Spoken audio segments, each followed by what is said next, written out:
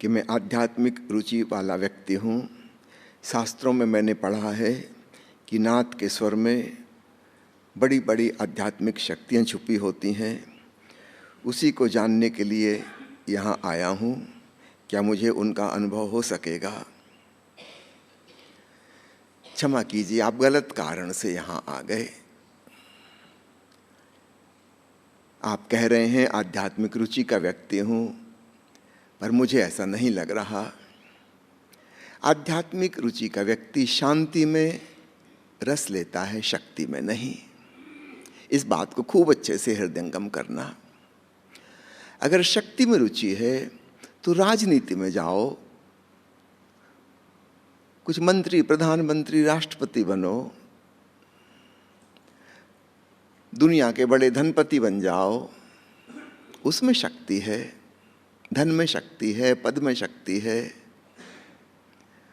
शारीरिक बल बढ़ाओ, पहलवानी करो, जिम जाओ। यदि कुछ गुंडागर्दी वगैरह करनी है, दादागिरी करनी है, मस्कुलर पावर, दुनिया में कई कई तरह के पावर हैं। आधुनिक युग में विज्ञान शक्तिदायी बना, नए नए प्रकार के हथियार बनाता चला गया। शक्ति में इंटरेस्ट है तो संसार में जाओ, चाहे विज्ञान में, चाहे धन कमाने में, चाहे ऊंचा पद हासिल करने में, उन सब में शक्ति है। ज्ञान अर्जित कर लो, उसमें भी शक्ति है। अभी थोड़े दिन पहले कोई मुझे बता रहा था कि आज की तारीख में सबसे हाईएस्ट पेड जॉब जो है वो है डाटा साइंटिस्ट का।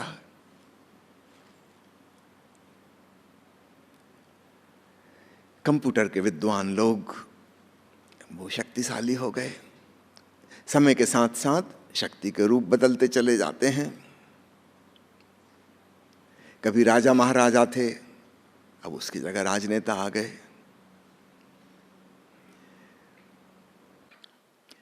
कभी हाथापाई होती थी, कुस्तम कुश्ती होती थी, आमने सामने की लड़ाई होती थी, तलवारें चलती थीं, भाले चलते थे। उसमें बड़े वीर लोगों की, साहसी लोगों की ज़रूरत थी। अब वो सब आउट ऑफ डेट हो गए। अब एक दुबली पतली कमज़ोर लड़की, वो अपने ऑफिस में बैठे बैठे कंप्यूटर की बटन दबा के मिसाइल को उस जगह भेज सकती जहाँ भेजना है। कोई आमने सामने की लड़ाई नहीं बची। इसमें कोई वीरता और साहस की ज़रूरत नहीं है। टेक्निकल युद्ध हो गया। अगर अध्यात्म में रस है, इस बात को खूब अच्छे से समझ लो। शक्ति अध्यात्म में नहीं होती, अध्यात्म में शांति होती है। दो प्रकार की भूल चूक लोग करते हैं। एक भूल चूक वो जो आप कर रहे हैं कि अध्यात्म के द्वारा, ध्यान के द्वारा, प्रार्थना के द्वारा शक्ति अर्जित करने की कोशिश। दूसरी भूल भी होती रही है। लोग सोचते हैं धन कमा के, ऊंचे पद पे पहुंच के, बड़ा मकान बना के, महंगी कार खरीद के शांति मिल जाएगी। ये दोनों मूढ़तापूर्ण बातें हैं। बड़े मकान से शांति का कोई संबंध नहीं है। आपके पद से, आपके सोशल इकोनॉमिकल स्टेटस से शांति का कोई संबंध नहीं है। उसका शक्ति से संबंध है। और ध्यान का, प्रार्थना का, आध्यात्मिक साधना का संबंध शांति से है, शक्ति से नहीं है। तो दो प्रकार की भयंकर भूलें दुनिया में होती रही हैं। अब समय है कि जागो, चेतो। पहले स्पष्ट कर लो आपको क्या चाहिए। शांति चाहिए तो ध्यान में डूबो, भक्ति में डूबो, निश्चित रूप से शांति मिलेगी, शक्ति नहीं मिलेगी। शक्ति चाहिए तो संसार के विविध आयाम हैं, उनमें जाओ, वहां शांति नहीं मिलेगी। कई लोग मुझसे आके कहते हैं कि बचपन बड़ी गरीबी में गुजारा, फिर हमने बड़ी मेहनत करके व्यापार जमाया, अब सब सुख सुविधाएं हैं, पर्याप्त धन है, मगर मन में शांति नहीं। मगर शब्द ऐसा उसमें जोड़ते हैं वो, जैसे कि उनकी अपेक्षा थी कि बड़ा मकान बन जाने से, महंगी कार हो जाने से शांति मिल जाएगी। इसका शांति से क्या संबंध है? आपके पास कम पैसे हैं, आप साइकिल पे चलते हो, ज़्यादा पैसे हो जाएंगे, ट्रेन में चलने लगोगे, और ज़्यादा हो जाएंगे, हवाई जहाज़ में चलने लगोगे, और ज़्यादा हो जाएंगे, आप हेलीकॉप्टर में अपनी पर्सनल यात्रा करने लगोगे। पर आप तो आप ही रहोगे, आप थोड़ी बदले, आपका वाहन बदल गया, यात्रा का साधन बदल गया, आप तो वही के वही हो। पहले आप साइकिल चलाते हुए दुखी थे, अब आप अपना हेलीकॉप्टर उड़ाते हुए दुखी होगे।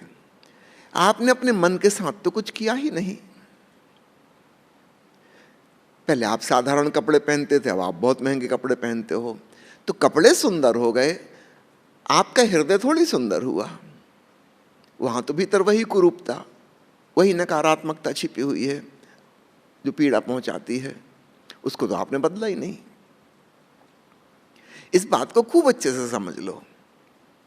अध्यात्म का शक्तियों से कोई संबंध नहीं है। संसार की बाहरी चीजों का शांति से कोई संबंध नहीं है। एक क्लियर कट विभाजन होना चाहिए ताकि हमें साफ सुथरा हो, हमें क्या चाहिए उस दिशा में हम प्रयास करें। तो आप कह जरूर रहे हो कि मैं एक आध्यात्मिक रुचि का व्यक्ति हूं, मेरी दृष्टि में आप नहीं हो।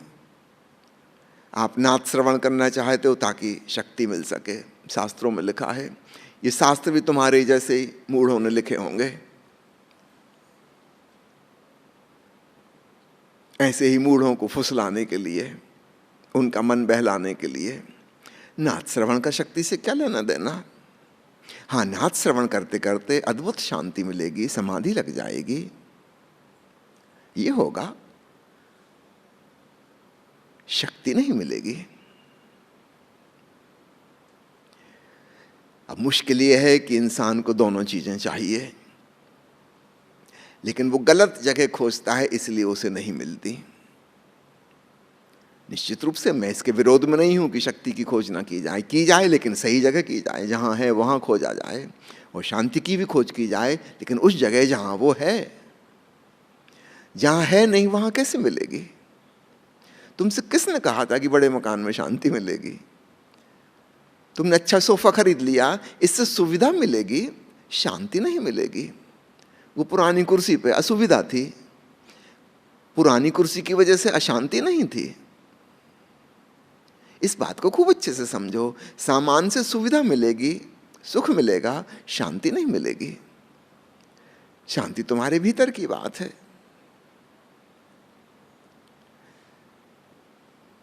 तो जहां शक्ति चाहिए वहां शक्ति के लिए उचित प्रयास करो, ठीक जगह पर। और जहां शांति चाहिए वहां पर ठीक जगह पर अपने अंतरतम में तुम्हें मेहनत करनी होगी। इस बात को समझो।